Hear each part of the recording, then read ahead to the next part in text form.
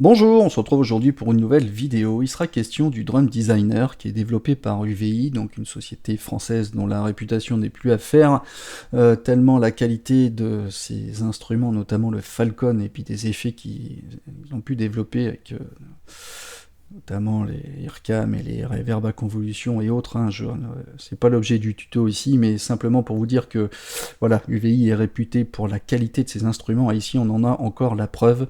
Version drums, entendez par là instrument rythmique, destiné pas qu'aux designers, à tout le monde. Effectivement, c'est une super machine, c'est en gros un séquenceur 8 pistes, avec 8 pistes sur lesquelles vous pourrez mettre des instruments, soit des kicks, snares, claps et cymbales, que vous pourrez bien évidemment personnaliser. C'est ni plus ni moins que 5700 samples à disposition, qui sont réunis dans 2000 presets. Chaque preset contient en fait un kit avec une séquence qui lui est associée. Ça regroupe déjà énormément de styles, je crois qu'il y a 14 thèmes relatifs à des styles musicaux plutôt modernes, on va dire. Ça passe de l'électro, trap, dubstep, drum and bass, downtempo, techno, urban, glitch, cinématique, on a tropical, il y a plein de choses. Et surtout, ce qui va être intéressant, même pour les débutants, puisque effectivement c'est aussi bien ouvert aux débutants qu'aux designers, je dirais que la partie design, c'est la partie la plus importante et surtout la plus intéressante. Mais si vous êtes soucieux d'avoir une qualité au niveau des rythmiques, avec déjà des kits qui sont bien répartis au niveau de l'espace sonore. Je dirais pas qu'il faut pas faire des EQ ou de la compression, mais déjà rien qu'à écouter les kits, je vais vous en faire une démo avec certains, même pas mal, que j'ai regroupés, rien que pour que vous puissiez avoir une idée tout de suite de la qualité sonore, avant de rentrer plus en détail sur le fonctionnement de la machine. Alors, je vous propose de voir déjà comment ça marche. Alors, déjà vous allez dans vos plugins, et là dans UVI, alors si vous n'avez pas Falcon, vous pouvez l'utiliser avec le UVI Workstation, qui est une interface qui permet de lire entre autres les banques développées par UVI, mais aussi les instruments comme Falcon ou comme le fameux Drum Designer. Alors, vous le glissez sur votre piste MIDI. Alors moi tout de suite, ce que j'ai fait, c'est j'ai descendu à -8 parce que le son a tellement de la patate que effectivement vous allez vite écréter, donc moi je le descends tout de suite pour qu'on soit tranquille.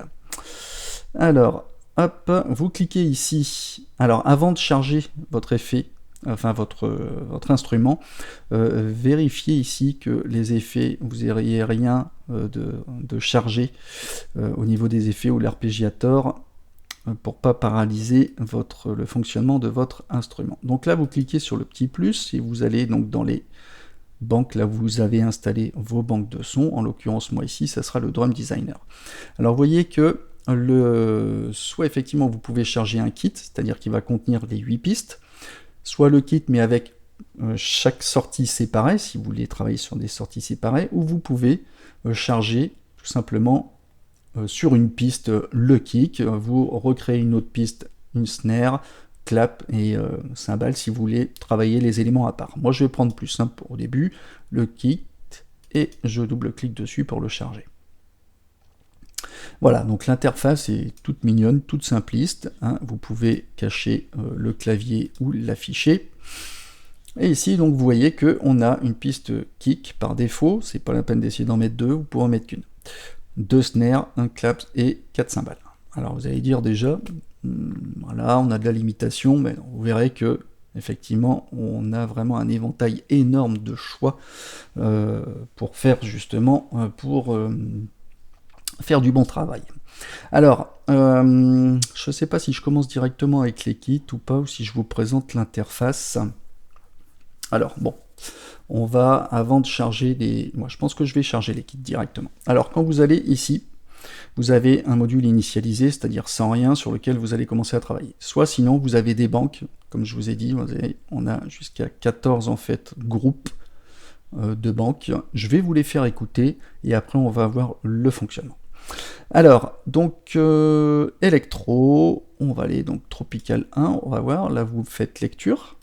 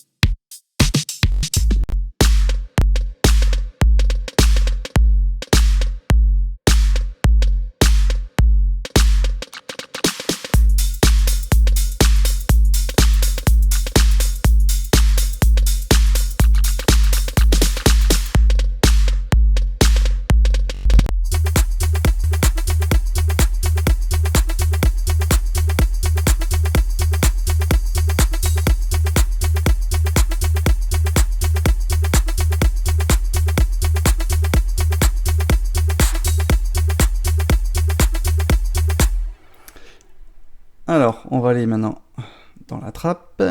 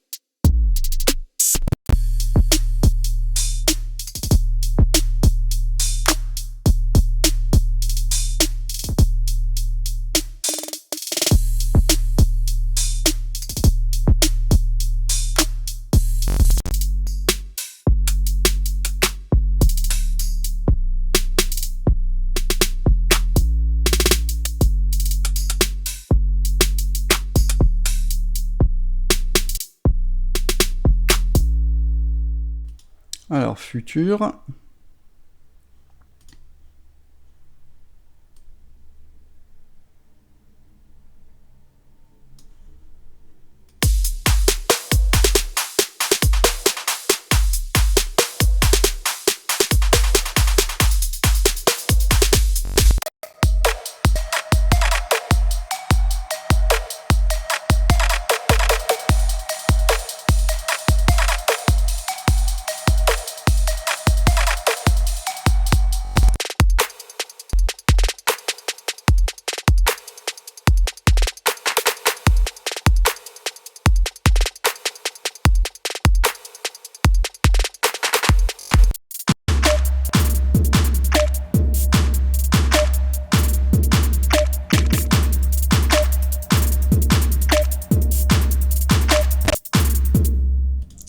Alors, dubstep.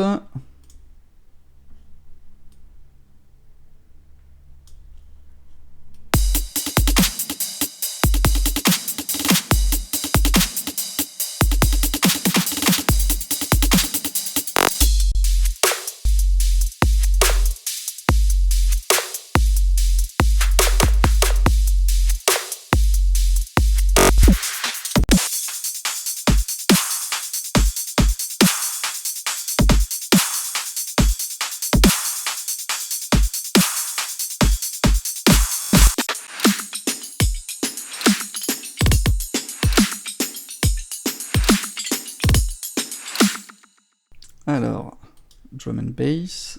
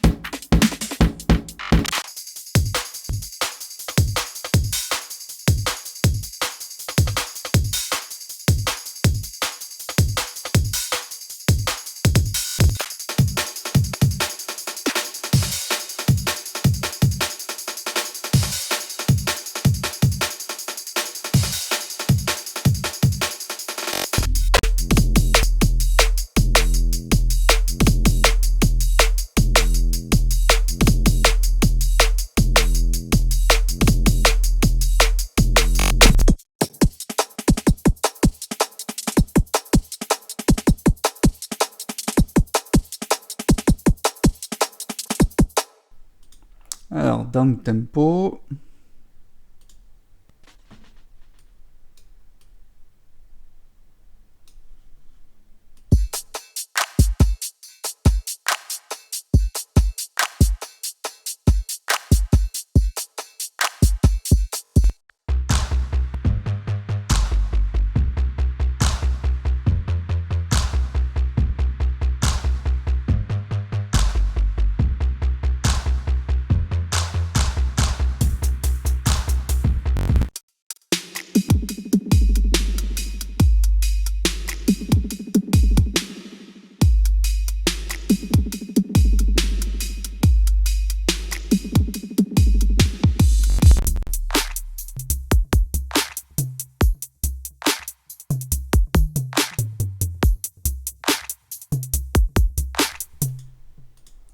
Alors, Moonbaton. Alors, reggaeton.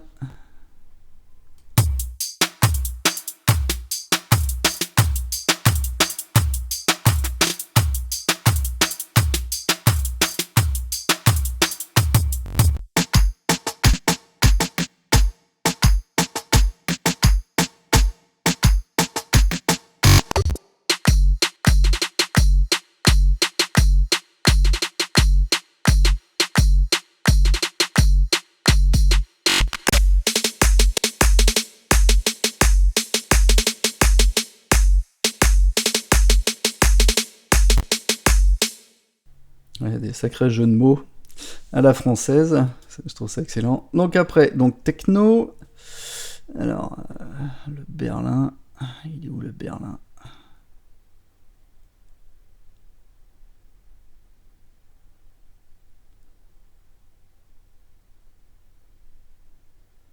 Ah, celui-là.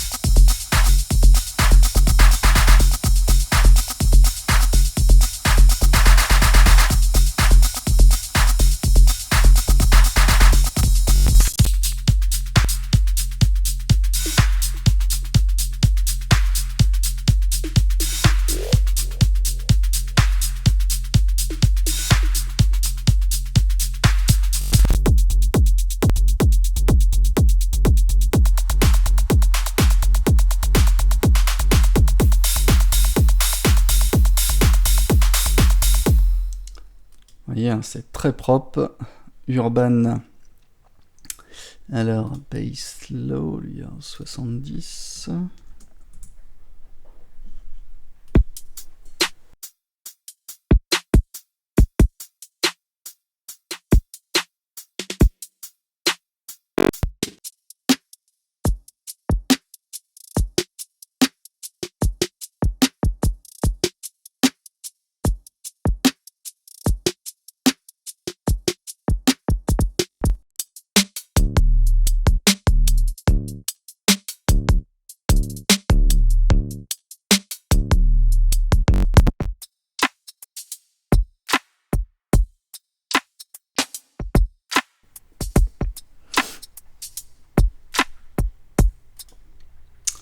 Ensuite, on a vinyle Drum Brother à 90 BPM.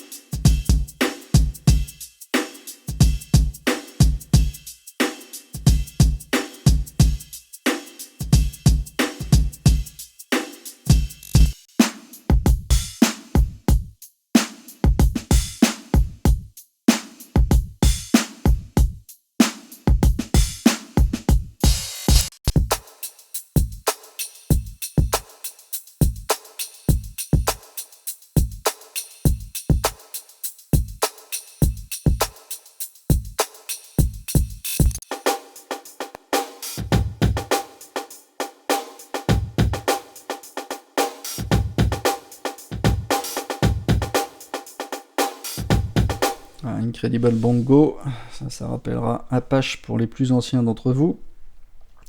Ensuite, on va en glitch. Alors, celui-ci.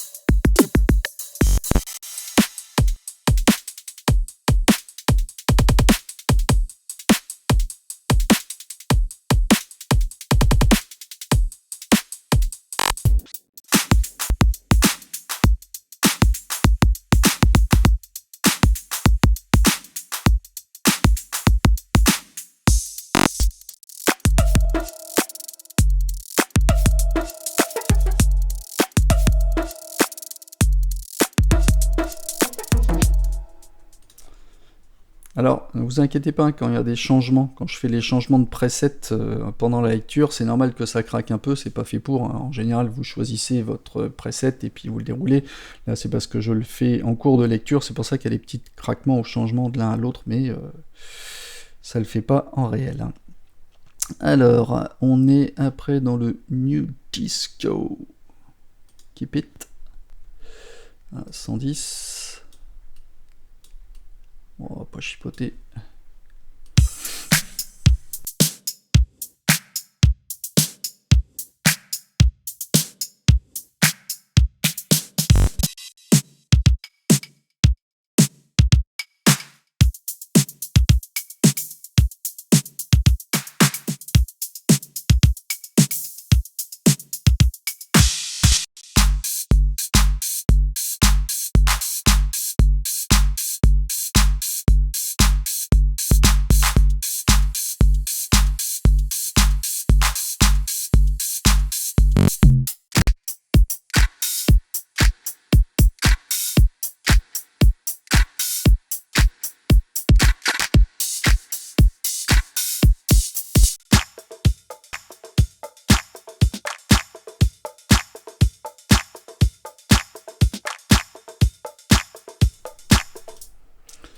Alors on va aller vers les cinématiques.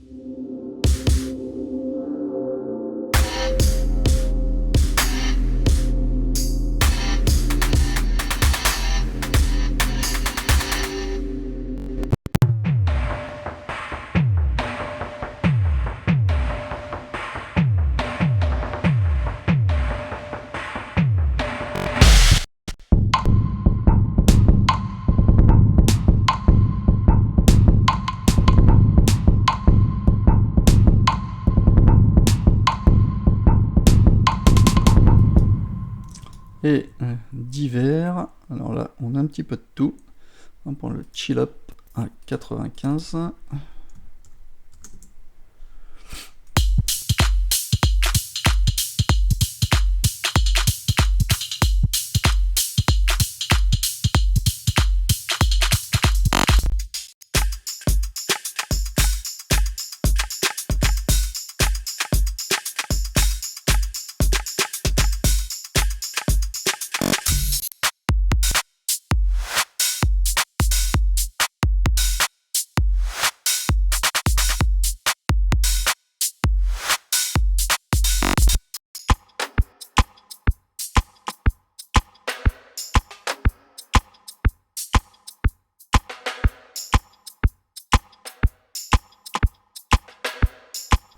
Là, on entend Bob Marley qui nous appelle. Enfin bref, donc vous avez vu un peu comment ça marche. Donc je vais revenir ici sur le module initialisé. Et on va regarder un petit peu comment tout ça fonctionne. Alors déjà, je pense que vous avez une bonne idée de la qualité audio. Pour moi, il n'y a pas photo. On est vraiment là dans du haut de gamme au niveau de la qualité sonore. Vous voyez la simplicité à charger donc suivant les catégories, d'aller chercher en fait on va prendre tout à l'heure j'avais je sais pas, par exemple le truc techno avec le fameux Berlin, hop, donc vous voyez on a un kit qui est chargé avec donc des pas, on a un séquenceur ici avec plusieurs pages, vous voyez. Alors soit on active auto et quand on lit, vous voyez, on a la première page, la deuxième, la troisième, la quatrième, vous voyez qu'il y a des nuances, notamment au niveau des breaks. Donc quand on fait lecture et que vous mettez en auto, Là, en fait, en affichage, on a à chaque fois deux mesures, qui sont donc une mesure ici, une mesure là, et pareil, donc jusqu'à 8 mesures en tout. Quand je fais lecture, vous verrez que ça défile les pages ici.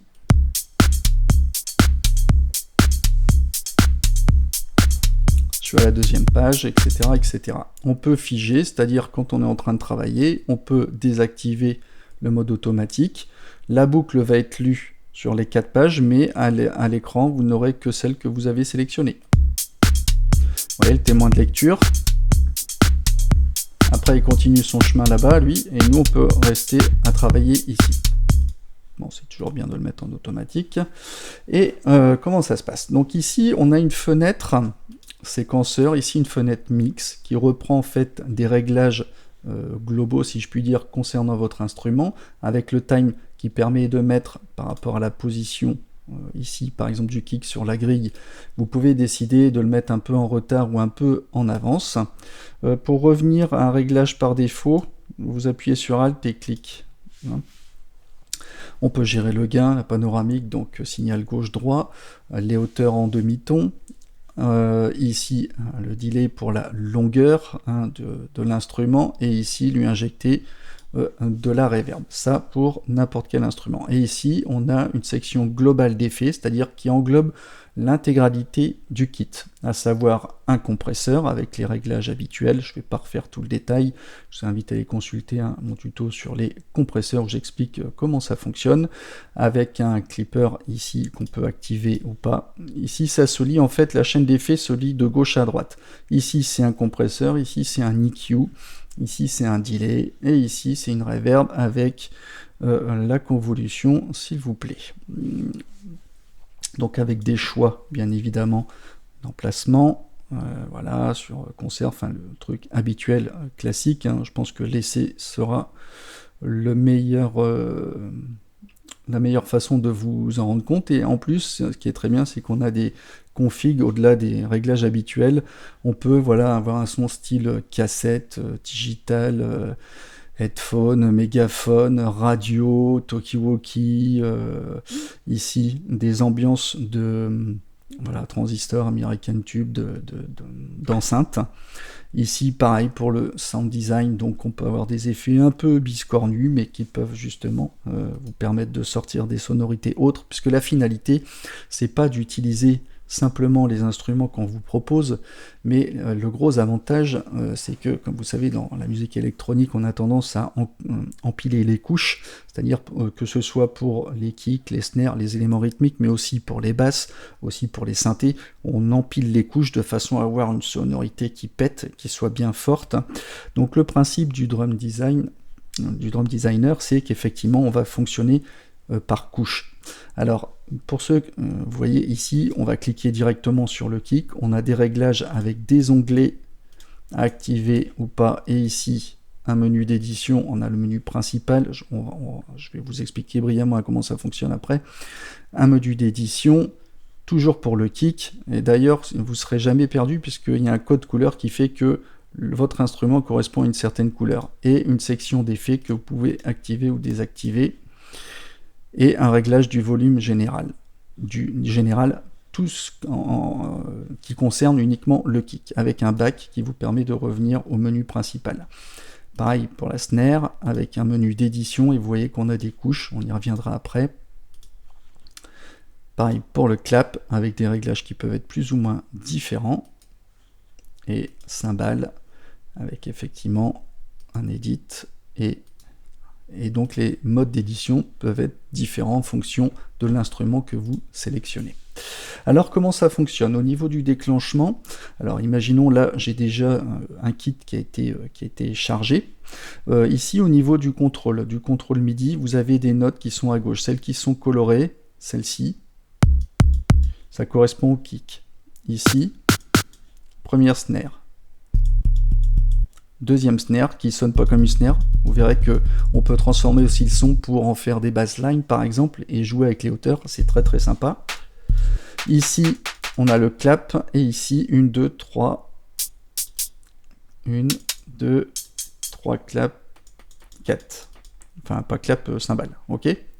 Ici, en C3, c'est comme si on faisait play. On lit les 4 pages. Tant qu'on reste appuyé sur C3. Je lâche, et ici, on a en fait des déclenchements. On peut dire à partir de quelle page je veux commencer. Imaginons, j'appuie ici. Forcément, il va commencer par la première. Mais ici, sur la deuxième note, vous voyez, je commence à la deuxième mesure. Là, à la troisième. Vous voyez, c'est la troisième mesure, c'est la première mesure de la deuxième page, etc. Et je peux commencer par le break final. Donc je reste appuyé, il va lire la dernière mesure, la 8e, et repartir après tant que j'appuie sur une boucle normale. Donc vous pouvez faire des déclenchements comme vous le souhaitez. Donc là, cette partie-là, c'est pour déclencher les mesures. Ça, c'est pour lancer l'intégralité du kit, en fait, hein, avec la séquence. Et ici, c'est pour jouer les instruments séparément avec votre clavier. D'accord ? Une fois que vous avez travaillé, positionné vos kits, alors je vais peut-être vous montrer comment ça fonctionne. Enfin, il y a tellement de choses à dire.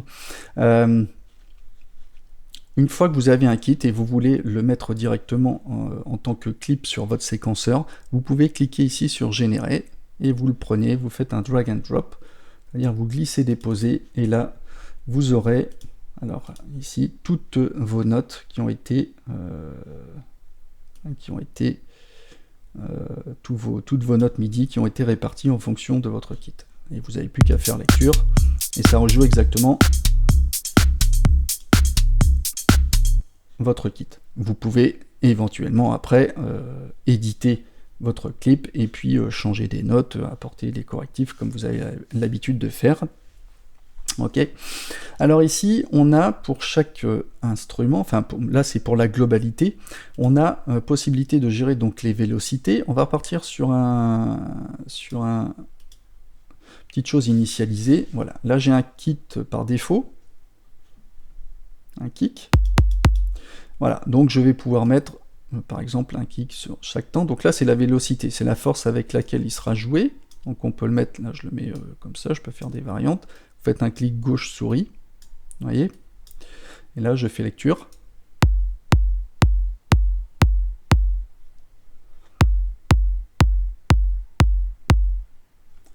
Ok. Alors, après, on peut gérer les panoramiques. C'est-à-dire envoyer sur la gauche, sur la droite, sur la gauche, sur la droite. Classique. Quand vous faites un clic droit, vous pouvez faire un reset toutes les values pour les mettre normalement. Ici, le pitch, qu'on peut régler également en fonction des notes qui sont jouées, ou par rapport justement qui va vous permettre d'accorder, c'est très très important, je le rappelle, d'accorder vos éléments rythmiques. Beaucoup ne le font pas, mais quand vous les accordez par rapport à la tonalité de votre morceau, et ben ça sonne tout de suite mieux. Voilà, donc on peut jouer sur les pitchs et sur la longueur, les tickets. Alors si, je ne sais pas si ça va s'entendre, si celui-ci est relativement sourd ou pas. Vous voyez, on apporte de la rondeur. Voilà grosso modo comment ça fonctionne, donc pareil pour les snares, etc. etc. Alors, ce qui va être intéressant aussi, c'est pour dessiner. On a quelques éléments qui vont nous permettre de nous simplifier la vie. Ici, on peut aller mettre par exemple la grille de quantification pour voilà, s'ajuster. Alors on peut faire rester clic gauche en bas et puis aller là pour tout effacer. Faire un clic droit, reset toutes les values. Donc là, ici, je vais faire par exemple ça. Vous voyez, je peux régler la grille de quantification, 32e, être plus précis. Vous voyez, etc. On n'a pas de position off, mais à la limite c'est pas trop gênant. Par contre, il y a une petite chose qui va être intéressante, c'est ici le Even Link. Ça va nous éviter de nous répéter sur toutes les pages. Vous voyez que si j'ai Even Link qui est sur 2 barres par défaut, je vais le mettre par exemple sur une barre, c'est-à-dire sur une mesure, et là je vais mettre un 8e, Et là, vous allez voir que je vais avoir une symétrie sur chaque mesure. C'est-à-dire, sur chaque mesure de l'ensemble de mes pages, ce que je vais dessiner va être reproduit à l'identique. Vous voyez? Donc ça se répercute sur les autres pages. Ça m'évite de tout me taper 4 fois. C'est quand même assez intelligent. Par contre, je peux décider de... Alors, je vais revenir sur initialiser. Alors, reset all value. Donc, il le fait sur chaque. Si, par exemple, je me mets sur 2 barres. Ok, je vais le faire là. Ça veut dire qu'il va le faire sur 2 barres. C'est-à-dire ici. C'est-à-dire, ce que je suis en train de faire, le miroir se fera sur toutes les 2 mesures. C'est-à-dire, là, j'ai une mesure, là, j'ai une deuxième mesure. Donc là, je suis en train de dessiner sur la première, mais pas sur la deuxième. Donc, logiquement, là, sur ma deuxième page, j'ai la première, pas la deuxième. Vous voyez? Si, par exemple, je me mets sur 4 barres, ça veut dire là, je vais faire un dessin ici. Sur la deuxième, il n'y a rien. On est toujours dans de la symétrie. Hein. La troisième, il n'y a rien. La quatrième, il n'y a rien. Et si je reprends la cinquième, bah, il va me reprendre le premier dessin, c'est-à-dire de ma première page. Vous voyez? Et après, rien. Donc ça, c'est très très intelligent. Donc c'est-à-dire toutes les 4 barres, et ben, il va répliquer en miroir. Il va tenir compte de la première mesure, la deuxième mesure, la troisième mesure et la quatrième éventuellement que j'aurais faite. Voilà. Donc ici, j'ai une mesure, 2 mesures, 3 mesures, 4 mesures. Et bien là, il va recommencer la première avec la deuxième qui est vide, la troisième et la quatrième que je viens de faire. Donc ça, je trouve ça très très pratique dans la conception. Ok, voilà. Donc après, on peut apporter, c'est pareil, quand on fait des petites...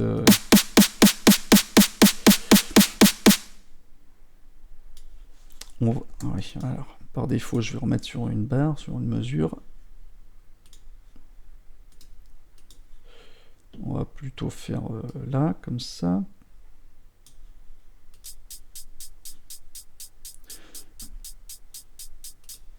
On peut apporter du swing. Alors, on ne les voit pas bouger, mais ça va apporter un petit feeling complémentaire.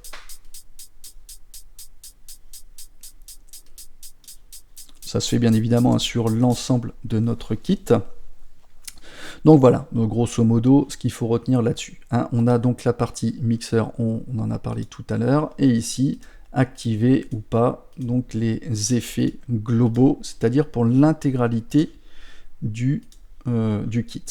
Des petites choses qui vont être sympas aussi, c'est là. On peut se dire, ben voilà, on va charger un kit, sauvegarder un kit sous. Alors ça va être intéressant, par exemple, si vous faites...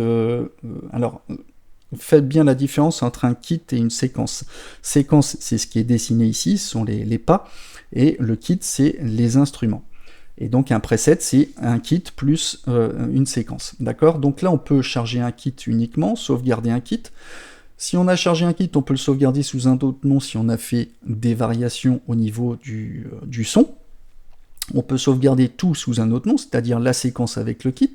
Et ici, on a state A. Alors state A, ça veut dire, imaginons, on va l'état actuel des choses, il est A, ok? Et là, je vais donc faire state A. En gros, je mets en mémoire ce que je suis en train de faire, d'accord? Et là, je suis en train de faire, je sais pas, un truc avec le claps, ok?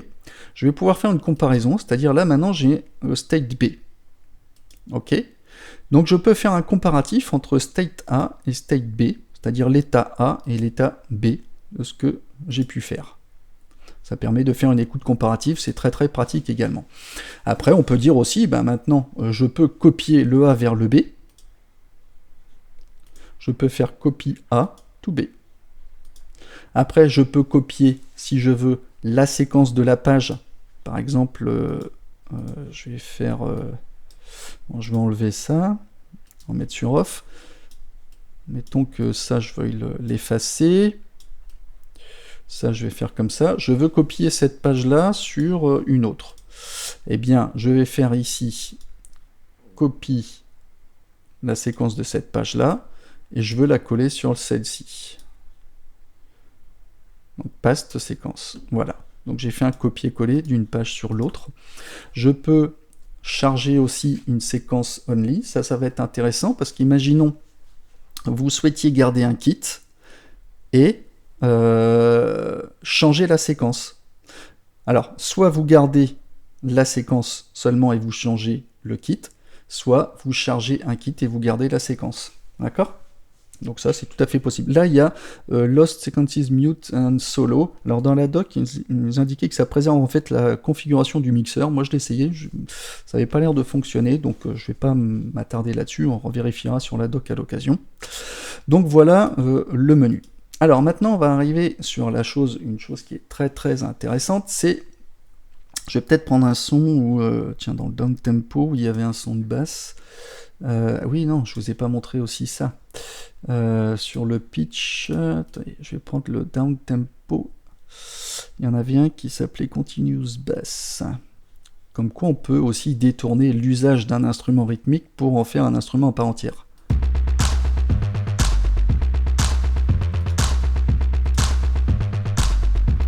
Vous voyez qu'à certains moments, ici, alors bien évidemment on peut mettre les éléments en solo et en mute aussi.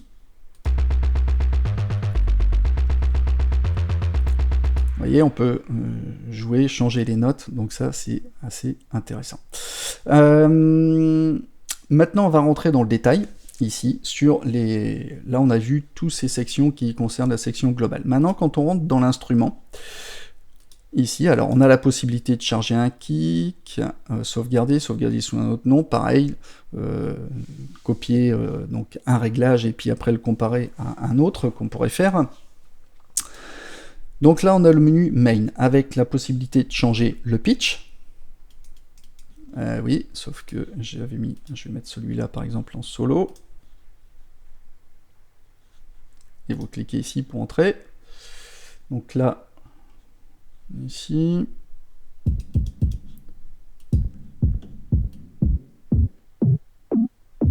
Je peux changer les hauteurs. Le decay pour plus de rondeur, plus sec. Alors ici, effectivement, en plus, il y a, je crois qu'il doit avoir de l'effet, lui. Après, la couleur. Alors,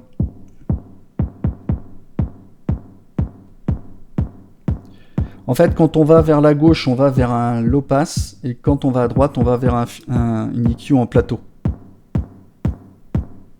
Donc forcément, ça joue sur la couleur du son. Et le loudness, lui, va permettre d'apporter de la compression.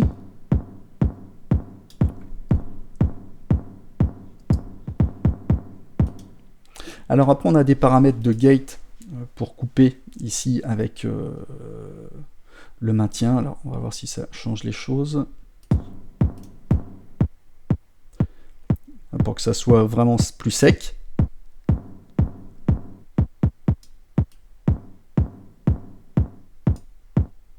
Avec le decay et le hold, et synchronisé bien évidemment aussi au tempo.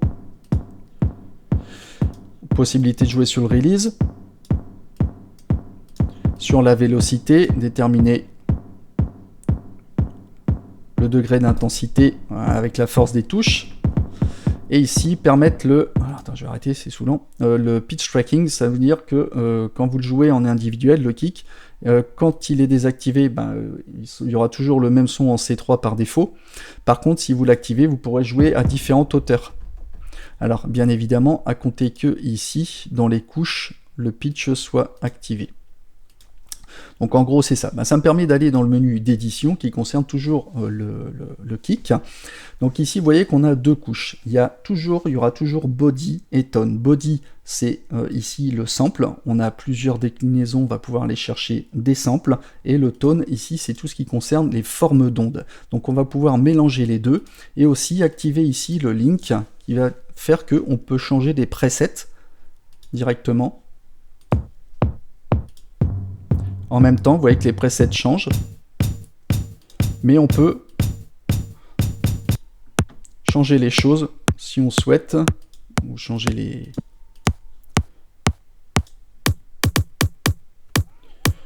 Vous voyez, comme on veut. Donc avec un réglage de time, de gain, de panoramique, activer ou pas les hauteurs qui permettent de jouer directement avec différentes tonalités, un low pass et un high pass.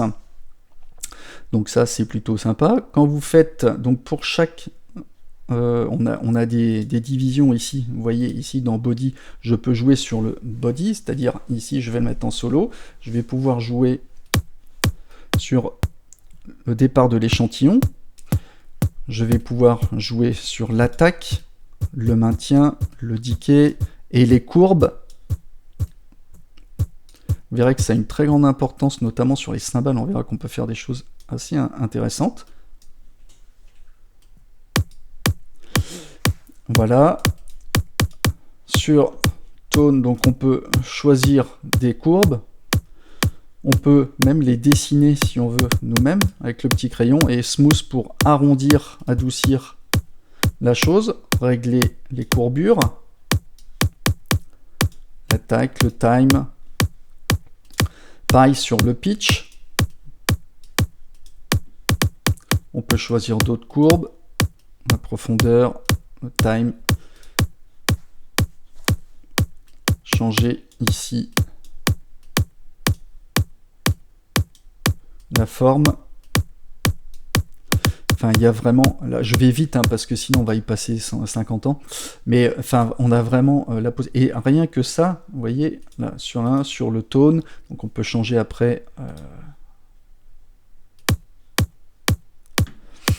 Écoutez que le tone, là, on n'a rien ici sur reset value.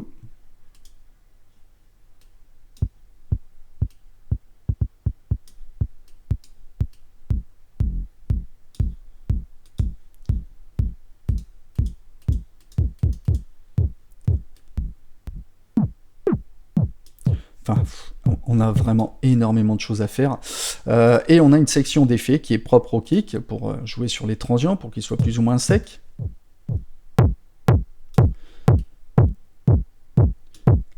Calmer un peu le transient. Jouer sur les queues, le volume, du soft clip, des EQ, de la reverb si on veut. Etc., etc. Alors, je reviens ici en arrière. On va prendre l'exemple ici du snare, de la snare. Alors, je vais remettre celle-là en solo.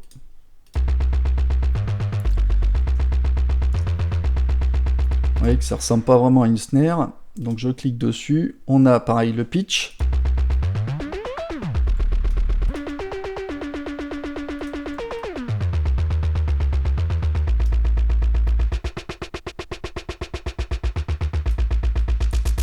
La couleur aussi.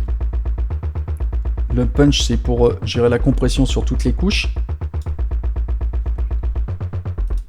Pareil, get, release, velocity, là sur le key tracking. En menu d'édition, là, vous voyez qu'on a plusieurs couches. On a toujours body pour le sample, tone pour la forme d'onde, et ici, deux noise. On peut les lier, changer.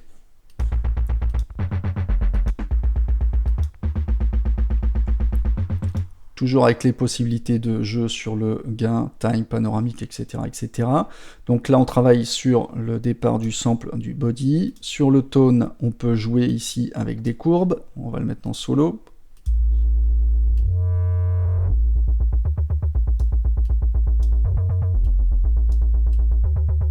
Ça sonne bien.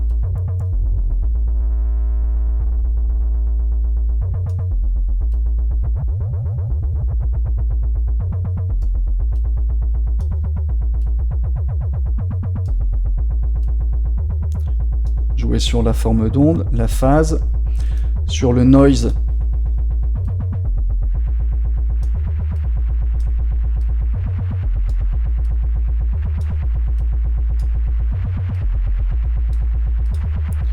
Le noise 2.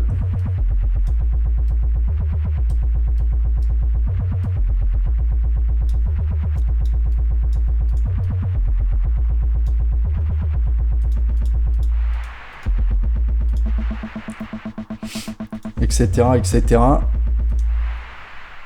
Avec donc section d'effets pareil pour la snare. Après, sur les claps, pareil, le pitch, decay, couleur.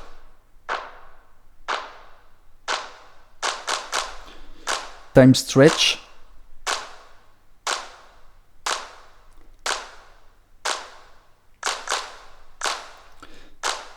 On va étirer ou compresser avec toujours les mêmes éléments sur la vélocité, release, le gate, le pitch. Et là, en édition, alors on a une petite chose qui est un peu différente. On a 3 shots et noise. Donc on va pouvoir gérer l'amplitude avec les courbes AHD, attack, hold et decay. Donc ça vous connaissez maintenant. Avec toujours la possibilité de lier, changer les instruments.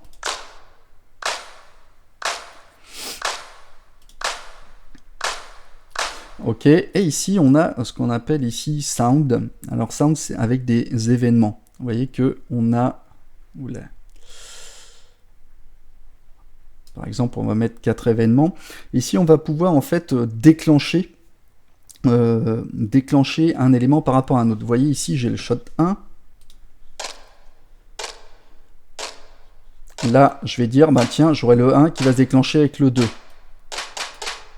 Là, le 1 avec le 3.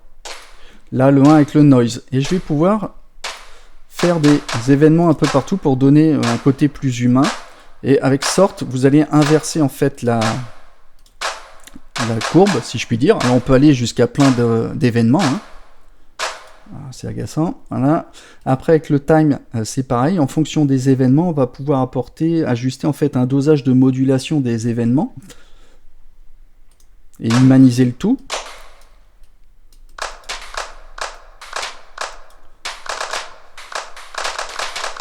On donne un côté plus humain également, avec possibilité d'inverser l'ordre, hein, pareil. Avec donc ici pareil pour le gain, panoramique et les pitchs. Vous voyez, c'est vraiment super complet. Et donc avec toujours les mêmes éléments ici en haut. Et vous avez donc pareil, alors ici pour cymbales. Sur cymbales, on a deux... Alors je vais revenir ici dans le main. On a le pitch. Ah, attends, est-ce que j'en avais une qui jouait? Non. Alors, bon, on va en faire une. Je vais mettre toutes les barres. Zut. J'étais dans le pitch. Toc, toc. Ça donne quoi? Voilà. Donc le pitch, decay, couleur, et là sur l'attaque, donc là on a des transients plus forts, là c'est plus lissé, les mêmes paramètres que d'habitude, et là dans Edit, on a donc le noise, on peut linker et puis faire vraiment aller chercher plutôt voilà, des bruits métalliques. Voilà, là je peux encore aller chercher, je sais pas, un truc tube.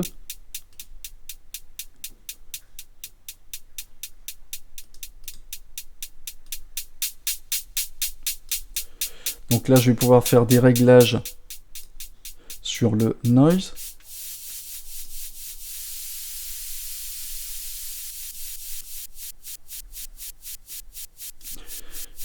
Apporter de la texture avec la phase. Sur le noise 2.